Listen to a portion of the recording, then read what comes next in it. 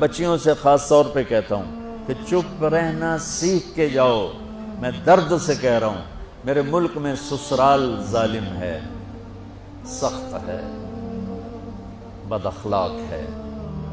میرے نبی نے مدینے والوں کی تعریف کی، مدینے والوں کی، مدینے کے صحابہ کی اور مدینے کی فیملیز کی تعریف کرتے فرمایا کہ یہ میرے مدینے والے ساتھی ایسے عالی شان ہیں. کس بات پہ عالی شان ہیں؟ کہ تہجد بہت پڑھتے ہیں، نفل بہت پڑھتے ہیں، جہاد بہت کرتے ہیں، تبلیغ بہت کرتے ہیں، ذکر بہت کرتے ہیں، تلاوت بہت کرتے ہیں. نہیں، سنو غور سے. فرمایا یہ میرے مدینے والے صحابہ یہ اتنے عالی شان ہیں، جب یہ کسی کی بیٹی کو لے آتے ہیں ڈولی میں ڈال کے تو آنے والی بچی کو ذرہ برابر احساس نہیں ہوتا ماں باپ کے گھر میں ہوں یا سسرال کے گھر میں. اور میں بچوں درد سے کہہ رہا ہوں، میرے دیس کا سسرال بہت سنگ دل ہے، بہت سخت ہے، شریعت کا پتہ نہیں ہے. یہ ہمارا جوائنٹ فیملی سسٹم بہت بڑی نعمت تھا، جب ایک دوسرے کا تعاون تھا، محبت تھی اور ایک دوسرے کو آگے بڑھاتے تھے. اب یہ مصیبت بن گیا ہے کہ اخلاق اچھے نہیں ہیں، زبان کا بول تیر کی طرح، چھری کی طرح، تلوار کی طرح کاٹ رہا ہے.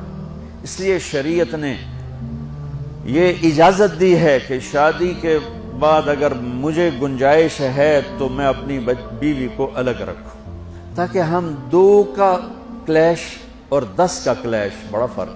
2 کے کلیش کو حل کرنا آسان ہے اور 10 کے کلیش کو حل کرنا مشکل ہو جاتا ہے. اور خواہ مخواہ کے کلیشز جو زندگی برباد کر دیتے ہیں. جس بچی نے میری نسل کو پالنا پڑھانا اور بڑھانا ہے، اسی کو میں تانے دے کے جو اس کے پیٹ میں پرورش پا رہا ہے وہ تو پیدا ہوتے ہی نفسیاتی مریض ہوگا. چونکہ ماں پر جب ایسے پریشر پڑیں گے وہ پریشر بچے پر جائیں گے. میری نسل، آج کے ماں باپ جن کو ساس سسر کہتے ہیں، یہ خود اپنی اگلی نسل کے دشمن بنے بیٹھے ہیں کہ آنے والی بہو کو عزت دینے کی بجائے، محبت دینے کی بجائے، بیٹی بنانے کی بجائے وہ ایک ایسا رویہ اختیار کرتے ہیں. چونکہ اخلاق کوئی نہیں ہے، وہ سڑ کڑ مرتی ہے، نہ جیتی ہے. مشرق کی بیٹی ہے، گھٹ گھٹ کے مر جانا ان کی صفت ہوتی ہے. تو وہ جو پیٹ میں بچہ پروان چڑھ رہا ہوتا ہے وہ پیدائشی نفسیاتی مریض بن کے پیدا ہو رہا ہوتا ہے کہ ماں کی ساری ٹینشن وہ اس کے اندر جا رہی ہوتی. اس لیے میرے نبی کی شریعت کہ اگر میں مالدار ہوں تو میں اپنی بیوی کو الگ گھر لے کر لوں، اگر میرے پاس اتنی گنجائش نہیں اس کو کرائے پر لے کر لوں، اگر میرے پاس اتنی گنجائش نہیں تو پھر گھر میں اس کے لیے ایک کمرہ، ایک کچن، ایک ٹوائلٹ، یعنی ایک پورا پورشن اس کے لیے الگ ہونا چاہیے. وہ بیڈ روم اسی کا ہو، اس میں کوئی اور نہ ہے. وہ کچن اسی کا، اس میں اور کوئی نہ ہے. اس کا واش روم اسی کا، اس میں اور کوئی نہ ہے.